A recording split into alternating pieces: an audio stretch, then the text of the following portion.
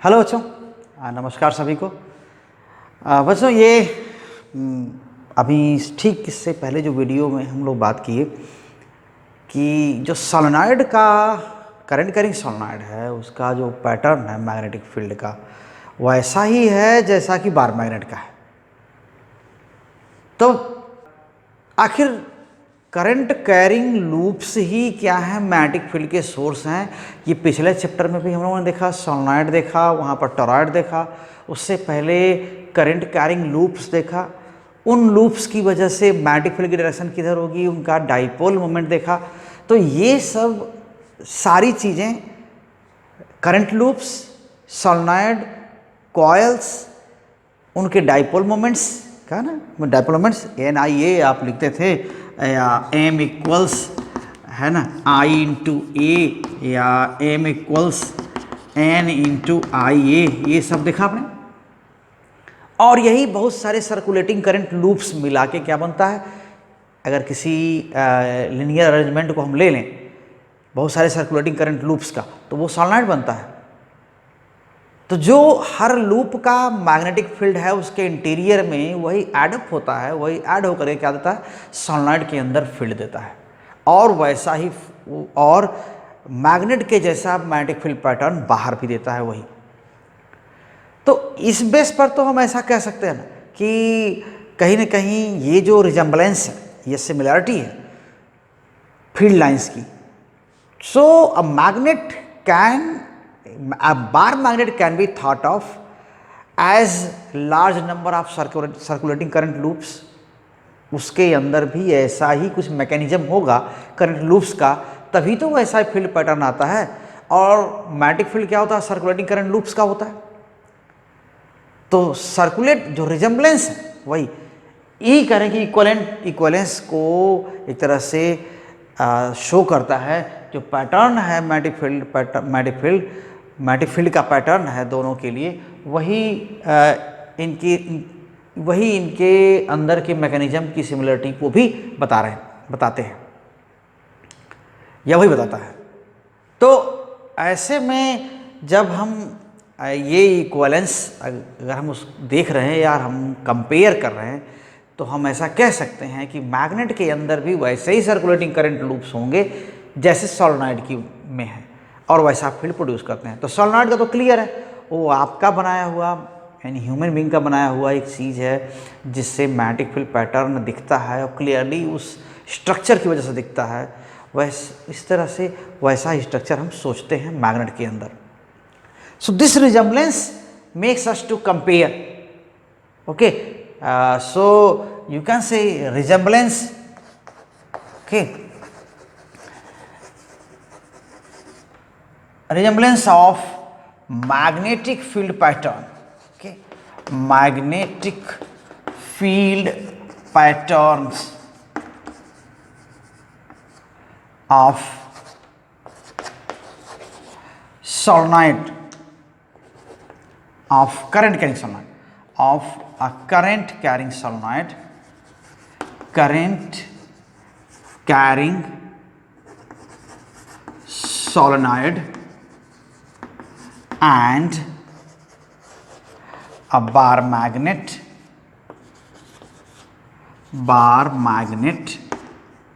okay, makes us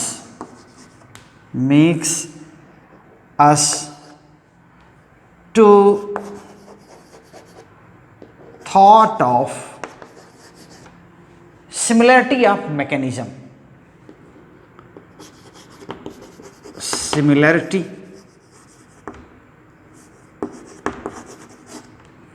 of mechanism of production of field, okay, production of field, magnetic field in both, okay, ऐसा है।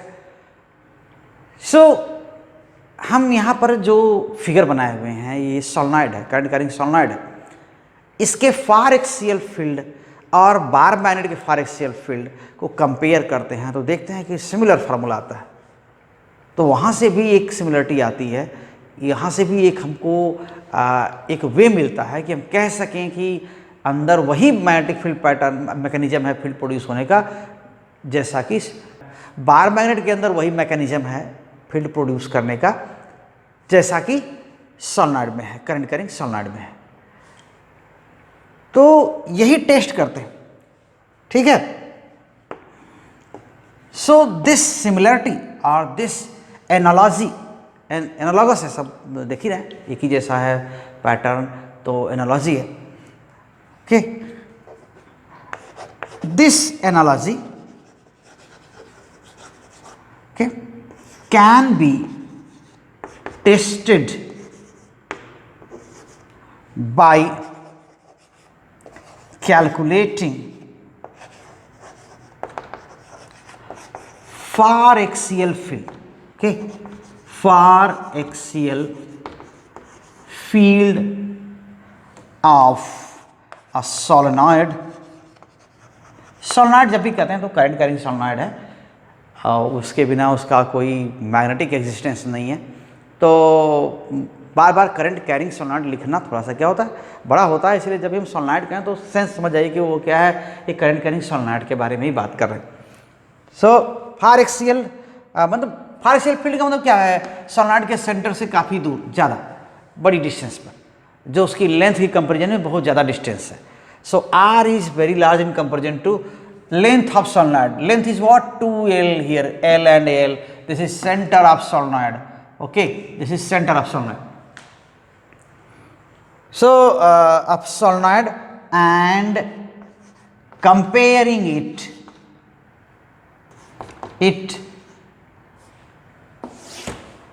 with far axial field of bar magnet, with far axial field of a bar magnet, ठीक है। सो इसके लिए आपने क्या किया, compare किया, क्या किए हैं, यहाँ पर हमने सोलेनॉइड लिया है 2L लेंथ का, number of turns per unit length क्या है इसके, एन है, स्मॉल एन है, जिसे कन्वेंशनली अभी लेते हैं एज यूजुअल, और ए क्या है, इसका रेडियस है, इसके हर लूप की रेडियस है ए। तो यही हम क्या करेंगे, for this consider a solenoid of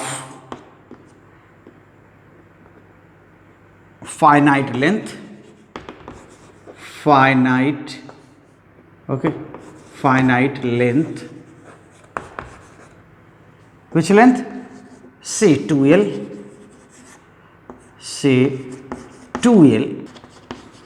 with number of turns per unit length, number of turns per unit length, okay, per unit n, and radius of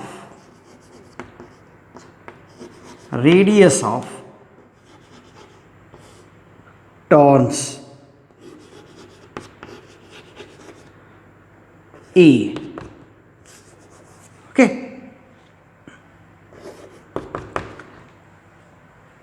तो यहां पर अब इस फाइनाइट लेंथ का मतलब क्या है, 2L यहां ले लिया, यहां सेंटर से L, इसके टर्न्स हैं, यूनिफॉर्मली डिस्ट्रीब्यूटेड टर्न्स हैं, और पॉइंट लेंथ n टर्न्स हैं, यहां पर स्मॉल n टर्न्स बोल दिया, और इसके r डिस्टेंस पर कोई पॉइंट P है, far axial point P, okay. So we have to find out far axial field. We have to calculate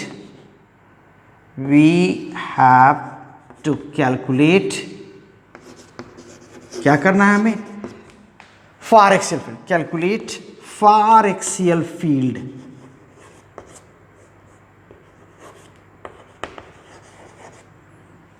we have to calculate far axial field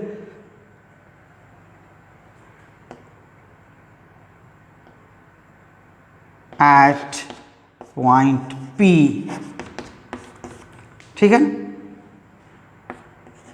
eight the distance R from the center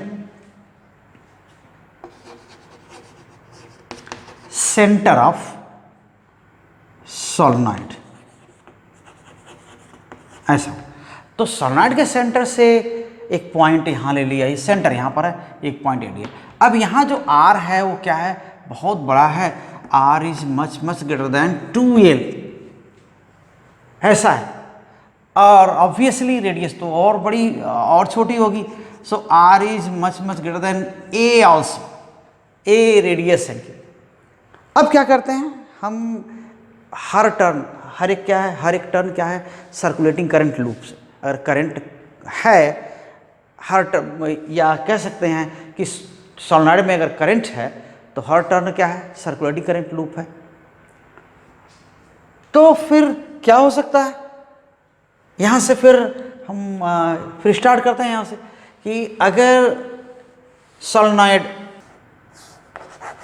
if current I is passed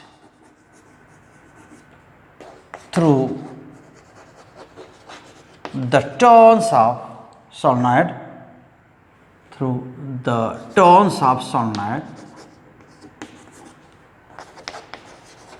solenoid, क्या हो जाएगा, each turn will be circular current loop, okay, each term will be क्या हो जाएगा, a circular current loop,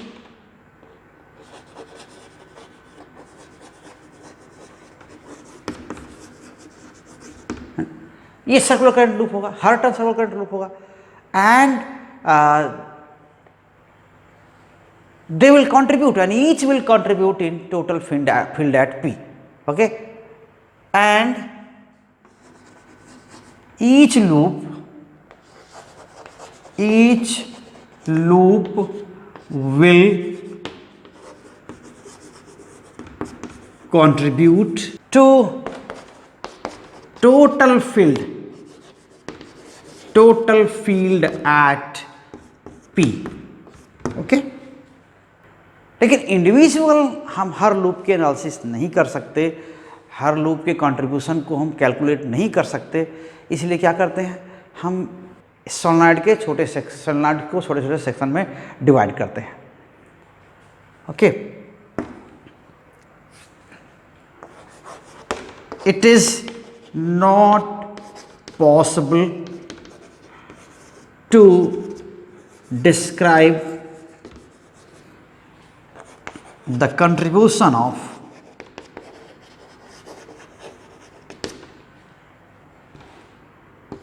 each turn separately, हम नहीं कर सकते, तो सब क्यों कि बहुत सारे टर्न्स हैं, इवन दो पास वाले टर्न्स, ये जो दो पास वाले टर्न्स हैं इनकी डिस्टेंस यहाँ से और दूसरे की डिस्टेंस यहाँ से, दोनों में डिफरेंस ही नहीं दिख रहा, तो हम कैसे उनको अलग अलग सोच सकते हैं। इसलिए क्या करते हैं हम सोलनॉइड को छोटे छोटे सेक्शन मान लेते हैं, dx लेंथ के या विड्थ के सेक्शंस में इमेजिन करते हैं, okay. So solenoid can be thought of an arrangement, a linear arrangement क्या हो सकता है, लीनियर अरेंजमेंट किसका, linear arrangement of large number of elements, arrangement of large number of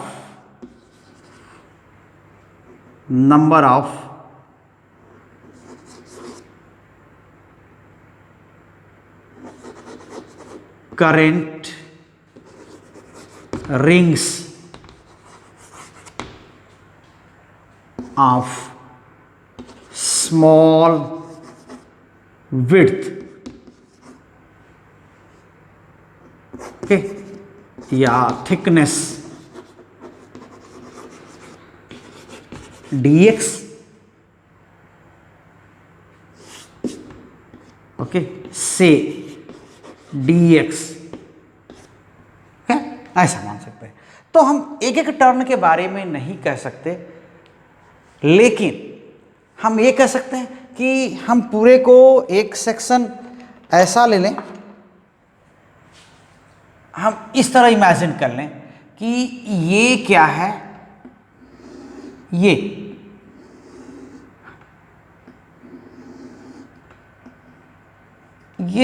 dx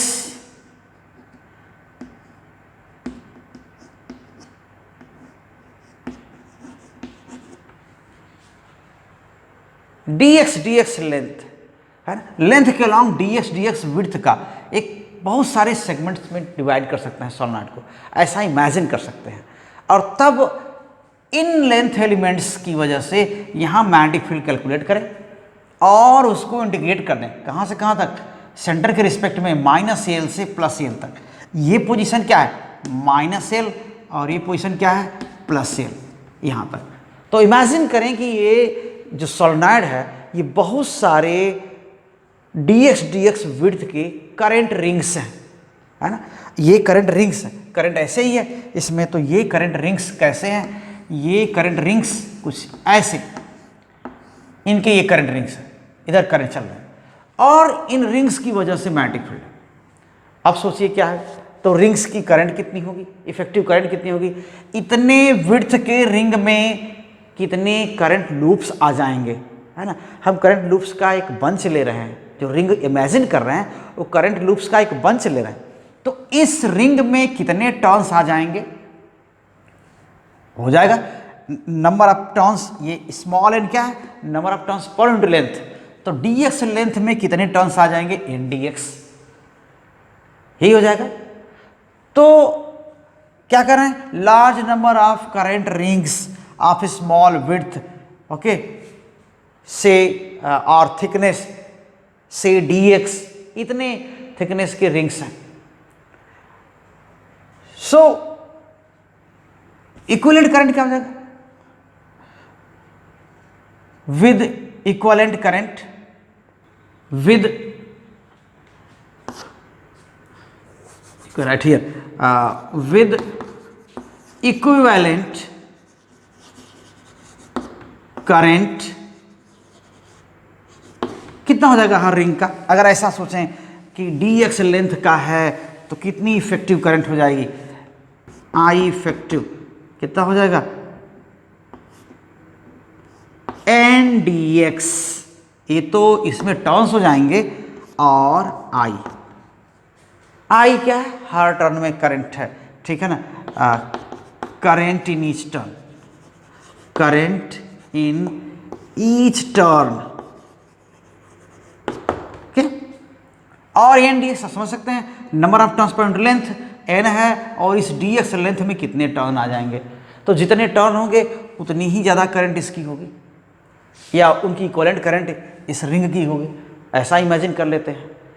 तो फिर बहुत आसान हो जाएगा इस तरह कहना कि हम यहाँ से यहाँ टोटल फील्ड, इसका फील्ड कैलकुलेट करना थोड़ा इजी है, okay. we can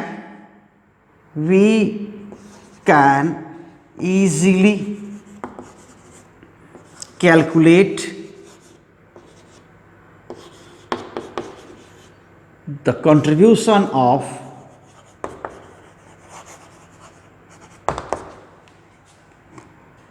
this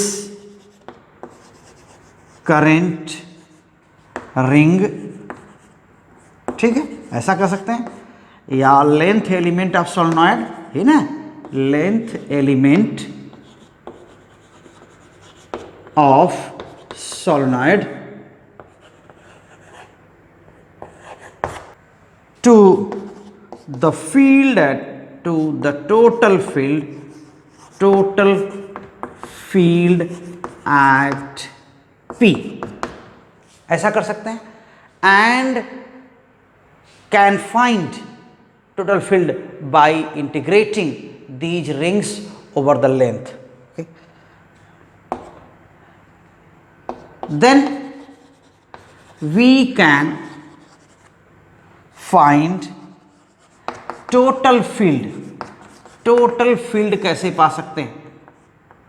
Okay. Total field by integrating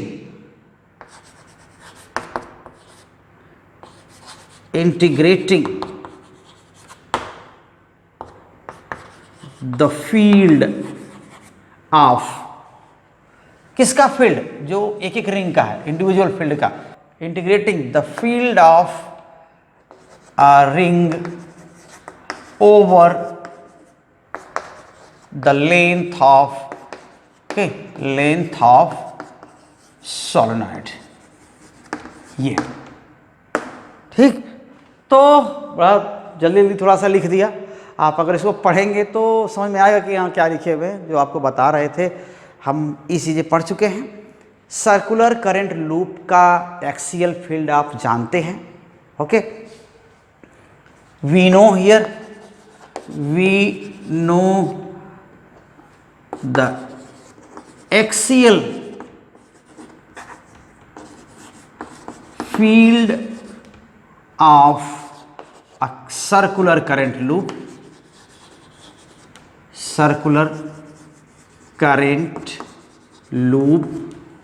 as कैसा होता है? Okay,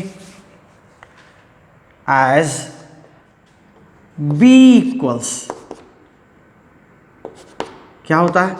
mu naught I A square, समझ रहे हैं? टू क्या लिखते थे? A square plus X square power 3/2। क्या क्या है? जो सिंबल्स हैं इनकी वही मीनिंग है जो आप देख चुके हैं पिछले चैप्टर में, है कि नहीं? ऐसा देखिए कि ये सर्कुलर करंट लूप है और इसमें करंट इधर है, ऐसे है, तो इसकी वजह से यहाँ पर फील्ड, यहाँ रेडियस ए है और ये एक्स डिस्टेंस है यहाँ से, तो इस पूरे लूप की वजह से यहाँ पर फील्ड कितना है? वो यही फील्ड है। और ये कौन सी डायरेक्शन है? एक्सियल, ये डायरेक्शन है। अगर आई लिखें इसको तो ऐसे हम लिख सकते हैं, तो mu naught I A square to A square plus A square raise to power 3/2, यहाँ पर ऐसे आप जानते हैं। और ये फार एक्सियल फील्ड क्या हो जाता है? यहाँ एक्स स्क्वायर क्या हो जाएगा? बहुत ज़्यादा हो जाएगा एक ही कंपेरिजन में, तो बस एक्स ही लिखते हैं। तो यहाँ पर जो ये रिंग है, देखिए पोजीशन है, ये क्या हो जाएगा? यहाँ से लेके यहाँ तक, अगर ये पोजीशन एक्स है, देखिए ये पोजीशन एक्स है किसकी? जो हमने रिंग इमेजिन किया है, या सोलेनॉइड का जो एक एलिमेंट हमने इमेजिन किया है, एक्स डिस्टेंस पर है। कहाँ से? सेंटर से। तो यहाँ से इस रिंग से पॉइंट P की डिस्टेंस क्या हो जाएगी? यहाँ से R माइनस एक्स हो जाएगी, यही ना हो जाएगी। तो so using this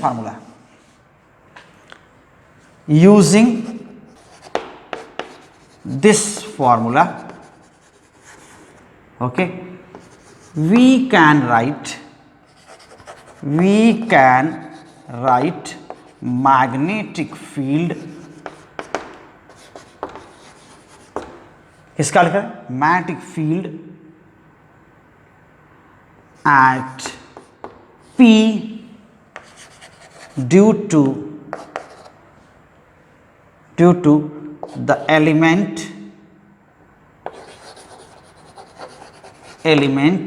of width dx, कौन सी पोजीशन पर है? एट द पोजीशन, कौन सी पोजीशन है? At the position x from the centre, है ना? इसके सोलेनॉइड के सेंटर से एक्स पोजीशन पर है, उसके लिए फार्मूला हम लिख सकते हैं। क्या हो जाएगा, इसको हम लिखेंगे तब dB, क्योंकि बहुत सारे एलिमेंट्स हैं ना, तो अभी केवल इसका फील्ड यहाँ पर क्या होगा, dB। यहाँ जो लिखे हुए थे क्या था, एक ही लूप था, तो इसका टोटल फील्ड था B, तो वहाँ पर तो चलेगा। सो dB equals mu naught I effective और A स्क्वायर एंड 2 और A स्क्वायर। अब ये डिस्टेंस क्या है, A तो रेडियस है, ये हम देख रहे हैं, लेकिन ये डिस्टेंस क्या है, r माइनस एक्स है। जो x है ना, वो x है, वो क्या है, इस यहाँ पर x की प्लेस में क्या है, r माइनस एक्स है। तो ये हम लिखेंगे A square plus r minus x square power 3/2। और क्या लिख सकते हैं, mu naught n dx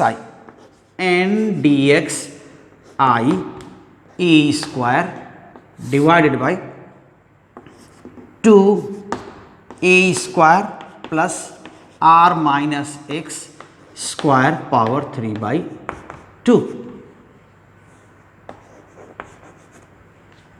okay, ये हो गया। तो टोटल फील्ड हम कैसे पा सकते हैं, इसी को इंटीग्रेट कर दें। तो टोटल फील्ड हम इसको इंटीग्रेट कर दें over the length. Okay, so total field due to whole solenoid at P। Okay, so total field at P due to solenoid, कर देना, इसको इंटीग्रेट करना पड़ेगा ओवर द लेंथ, पूरा इंटीग्रेट करना पड़ेगा। So B equals integration dB and this is here, let's write, कहाँ से कहाँ तक, -L टू +L, ये इंटीग्रेट करना है। क्या लिखना है आपको, mu naught NI square 2A square plus r minus x square power 3/2 and here dx। तो आप देखिए x के रिस्पेक्ट में अगर देखें तो कांस्टेंट कौन कौन से हैं। अगर x को भूल जाइए, x को देखिए, x से कंपेयर करिए, तो ये सब a कांस्टेंट है, i कांस्टेंट है, n कांस्टेंट है, म्यू नॉट कांस्टेंट है, 2 कांस्टेंट है। यहाँ पर r माइनस एक्स बदल रहा है।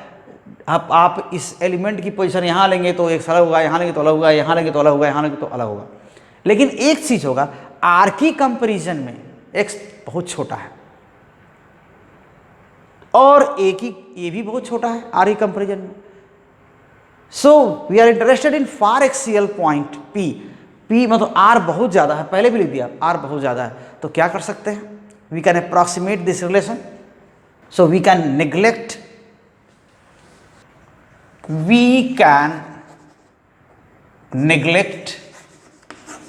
किसको निग्लेक्ट कर रहे हैं, A square and x in comparison with r, in comparison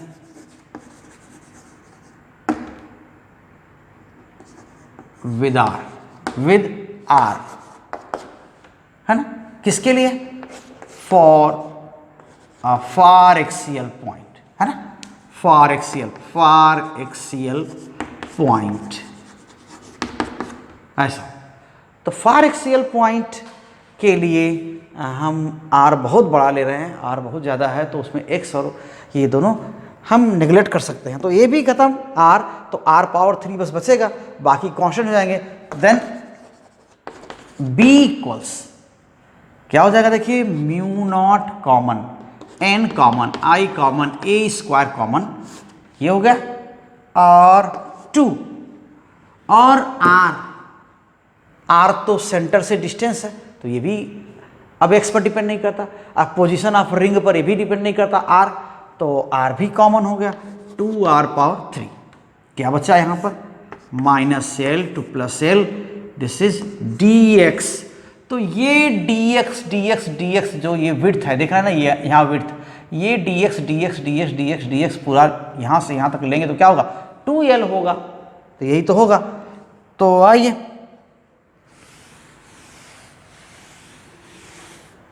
so this is 2l, so b equals mu naught ni a square upon 2r cube and this is 2l। तो हमें ये भी एक रिलेशन ही मिल गया, अगर ऐसा देखें तो ये एक रिजल्ट ही है हमारे लिए। इसको हम और दूसरे फॉर्म्स में भी हम कन्वर्ट कर सकते हैं, और ये क्या हो जाएगा? देखिए n इंटू 2l क्या मिल जाएगा? n इंटू 2l क्या है? Total number of turns, total number of turns, total number of turns in the solenoid.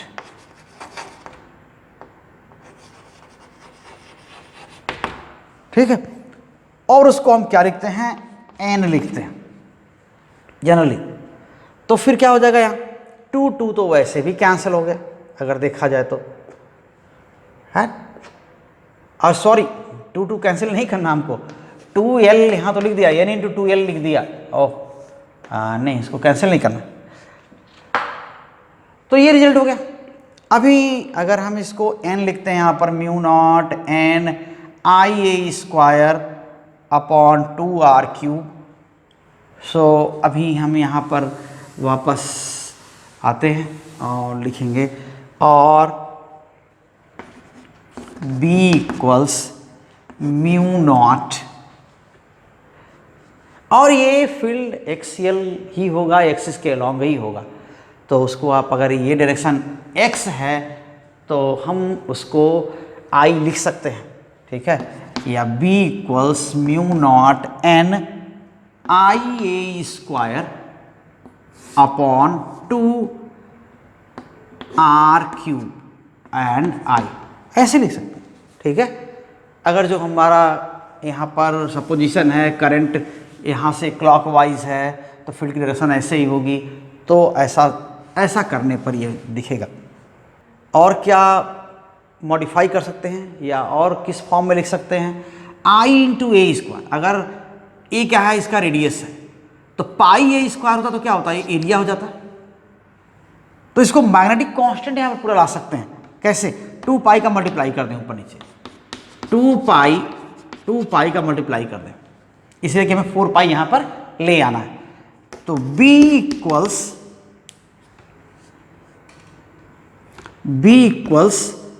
Mu naught upon 4 पाई हो गया, n 2 pi n into I 2 pi a square upon r cube and this is I, means this is unit vector. तो पाई a square क्या हुआ? Area, ये area हो गया। I into area magnetic moment और 2 हो जाएगा। तो I into pi A square क्या हो जाएगा? But I into pi A square क्या हो जाएगा? ये मैग्नेटिक मोमेंट, n भी उसी में शामिल हो गया, है ना। n इंटू n क्या हो जाएगा? Magnetic moment, magnetic moment of solenoid, यही ना होगा।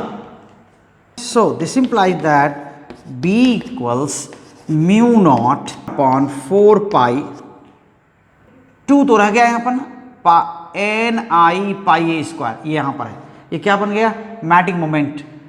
इसको m लिखते हैं, m, ठीक है, ऐसे।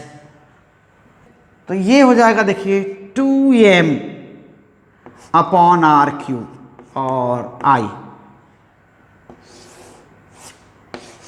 और मैग्नेटिक मोमेंट क्या होगा? अगर इधर फील्ड है इधर ही होगा।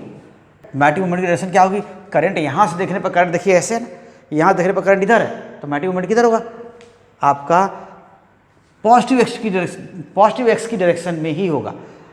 तो ये हम आई की डायरेक्शन एम की डायरेक्शन को हम लिख सकते हैं। तो एक ये भी रिजल्ट आया। Then B equals mu naught upon 4 pi 2m upon R Q. This is far axial field. Okay, यही फार एक्सियल फील्ड है किसका, सोलेनॉइड का। और ऐसा ही फार्मूला बार मैग्नेट का फार एक्सियल फील्ड को भी होता है। Okay, so same formula you can से, okay, similar formula, similar formula for far axial field, okay, far axial field of bar magnet is already known. Okay, is already known. ठीक है,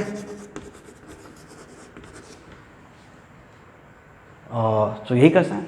this proves the equivalence of bar magnet as okay and solenoid. therefore this proves, okay, क्या prove कर रहा है, proves that bar magnet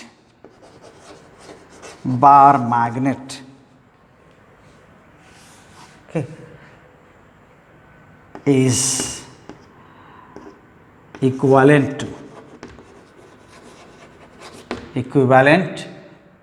to a solenoid, ठीक है। ऐसा तो यहाँ पर हालांकि ये डाइपोल है and both are dipole, okay, both are magnetic dipoles,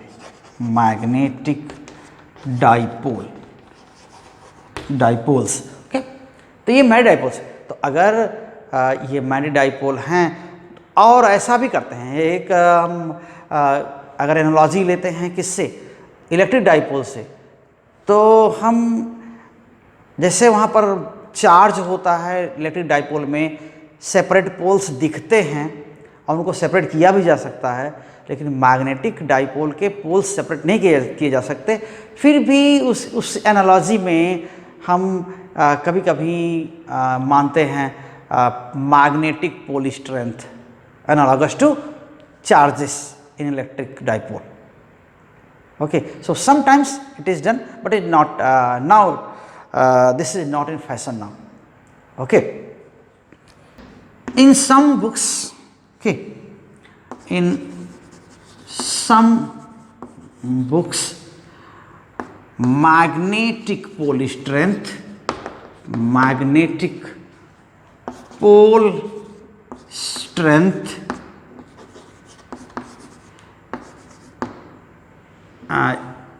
is assumed, okay,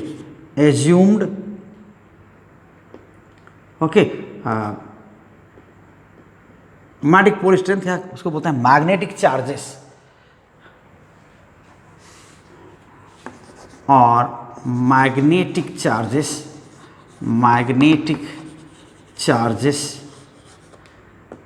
are assumed, okay, in magnets and solenoids solenoids in analogy with electric dipoles, है ना, वहाँ पर इलेक्ट्रिक चार्ज होते हैं तो वहाँ इलेक्ट्रिक डाइपोल हैं, electric dipoles.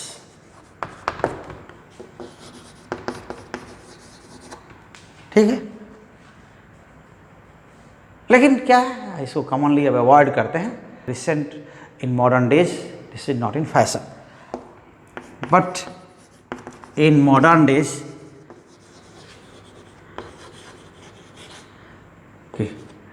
this is not in fashion। okay?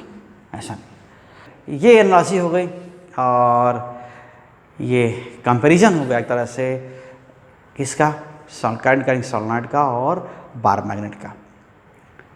तो इसी पर हम एक डेवलप करते हैं, इसी पर थियरीज डेवलप हुई बाद में धीरे धीरे चल के कि हाँ अंदर कुछ ना कुछ तो ज़रूर है मैग्नेट के अंदर, जो